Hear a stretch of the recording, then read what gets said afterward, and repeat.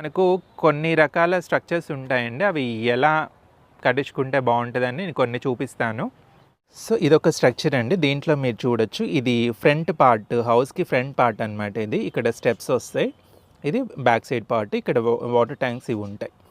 ఇక్కడ చూసుకుంటే ఇవన్నీ కూడా కొంతమంది ఇలా పొడవుగా కట్టించుకుంటారు. బట్ ఇలా పొడవుగా కట్టించుకున్నప్పుడు ఏమవుద్దంటే, సపోజ్ ఇటు తిరిగి రావాలి అంటే మొత్తం తిరిగి రావాల్సి వస్తుంది. అలా మధ్యలో ఇలా గ్యాప్స్ కానీ ఇచ్చుకుంటే ఇలా దీని నుంచి తిరిగి రావడానికి ఛాన్స్ ఉంటుంది. ఈ రెండు స్టాండ్స్ పెట్టుకొని ఇక్కడ పాట్స్ పెట్టుకొని మీరు మొక్కలు వేసుకోవచ్చు. సో యూ షేప్లో మడిలో ఇది చాయిస్, ఇది పెట్టండి. ఇది ఫ్రంట్ పార్ట్, హౌస్కి ఫ్రంట్ పార్ట్. ఇలా ఇది కూడా యూ షేపే, బట్ కట్స్ ఇచ్చుకుంటారు. ఇక్కడ వాటర్ ట్యాంక్స్ అవి వస్తాయి. సో ఇలా చుట్టూరు మళ్ళు వస్తే ఫ్రంట్ పార్ట్ మాత్రం మడులు ఉండవు.